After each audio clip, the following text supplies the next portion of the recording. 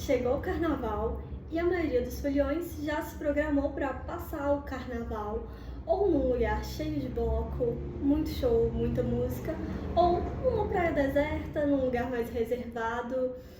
E o importante do carnaval é se divertir. Contudo, além de se preparar para a curtição, é importante e necessário saber o que fazer em relação ao aluguel do carnaval. Como proceder em casos em que o imóvel que você alugou veio faltando algo que havia sido anunciado, ou se você é o locador, o que fazer quando o inquilino, o locatário, deixa o imóvel quebrado ou leva algum dos pertences do imóvel. É sobre esse tema que nós vamos conversar hoje. Para quem ainda não me conhece, meu nome é Fiamma Souza, eu sou advogada, especialista em direito imobiliário.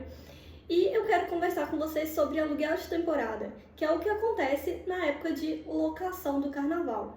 As pessoas alugam o imóvel para passar um determinado tempo. E esse assunto, esse aluguel, ele traz muitos problemas para a gente que podem causar tanto dor de cabeça para o locador como para o locatário. E uma explicação rapidinha aqui para quem ainda não entendeu muito bem quem é o locador, quem é o locatário. O locador normalmente é o proprietário ou possuidor do imóvel. E o locatário é a pessoa que está locando esse imóvel, que vai pagar, em contrapartida, vai pagar para poder usar esse imóvel por um determinado tempo.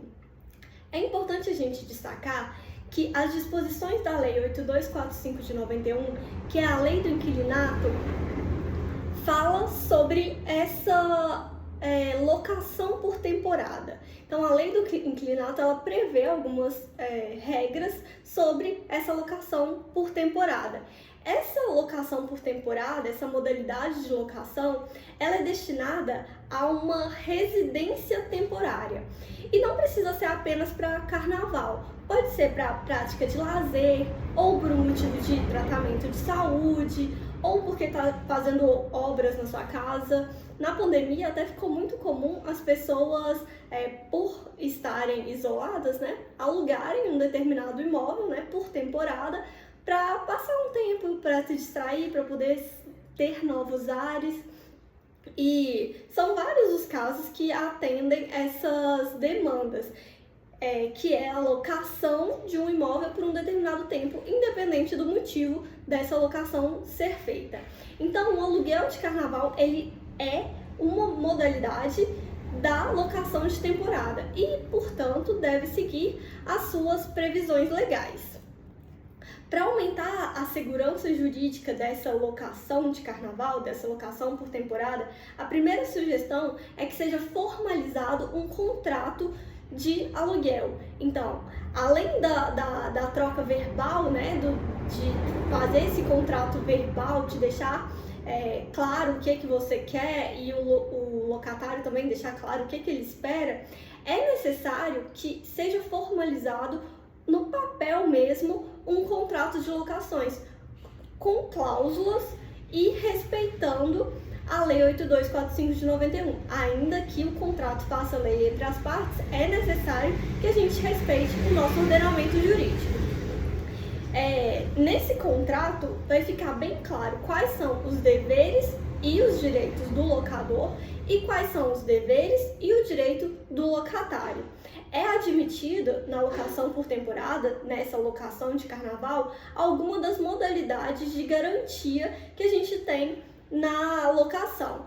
As mais comuns são a caução e o fiador, mas lembrando que a gente pode usar apenas uma modalidade para cada locação. A mais comum dentro da locação por temporada é a caução. E no carnaval, o imóvel que você estiver alugando, ele pode sim vir todo decorado, imobiliado, ou pode vir sem nada. Isso não influencia nessa locação por temporada. Uma outra atitude que deve ser tomada, visando evitar conflitos, é a conferência de tudo que tem no imóvel no momento da locação. Então isso vai trazer segurança para o locatário, quando ele analisa como que as janelas estão, como que as portas estão, como que o piso está, como que as torneiras estão. Tudo isso ele vai fazer uma análise prévia, deixar um laudo, né, numa vistoria. É recomendável que isso seja feito com o acompanhamento de um profissional especializado na área, ou um advogado especialista em direito imobiliário, ou uma corretora de imóveis, para que o proprietário possa se garantir dentro dos seus direitos. Mas o locatário, ele também pode fazer esse laudo, de preferência na presença do locador, quando ele estiver entrando no imóvel e quando ele estiver saindo do imóvel. Isso evita grandes conflitos e divergências também em relação aos detalhes de como que foi entregue esse imóvel. Em relação às despesas, o que pode e o que não pode ser cobrado? As despesas do imóvel em relação a luz, água, gás, elas só podem ser cobradas se isso for bem específico no contrato de locação e disser respeito ao prazo que o locatário ficou nesse imóvel. No mais, o que vai ser a despesa do locatário, a taxa que ele vai pagar, vai ser o aluguel, apenas isso. Em relação à limpeza de roupas de banho, do imóvel, assim, o locatário, ele tem a obrigação de entregar o imóvel do jeito que ele encontrou. Mas pode haver uma negociação entre as partes em que o locatário, ao invés de devolver o imóvel faxinado, todo limpinho, ele vai pagar uma taxa de limpeza. Mas isso tudo tem que ser estabelecido previamente. É necessário ficar atento também ao imóvel anunciado. Às vezes a gente vê um anúncio que o imóvel tem piscina, tem varanda, bate sol o dia inteiro, tem churrasqueira, e quando a gente chega no imóvel a gente se frustra porque foi uma propaganda enganosa. Então é muito importante estar atento que o imóvel anunciado corresponda exatamente ao que foi entregue.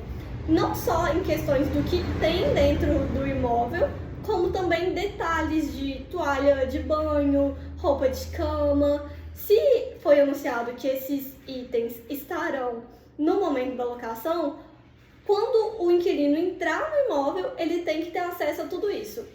Se ele não tiver acesso a isso, tem que estar previsto no contrato o prazo que o locador tem para dar esse retorno para o inquilino. E a recomendação mais importante de todas, independente do valor, do prazo ou da finalidade da locação, ela precisa ser respaldada por um contrato formalizado e de preferência elaborado por um advogado especialista em direito imobiliário ou por uma corretora de imóveis. E cuidado, gente, com golpes. Recomenda-se especialmente em casos em que se aluga a casa diretamente com o proprietário, que é necessário a gente buscar a comprovação se esse imóvel realmente existe, conhecer alguém que já ficou nesse imóvel, ver as avaliações. E esse foi o nosso vídeo de hoje, são as nossas dicas. Eu espero que vocês tenham um excelente carnaval e que essas dicas ajudem todos vocês. Beijos!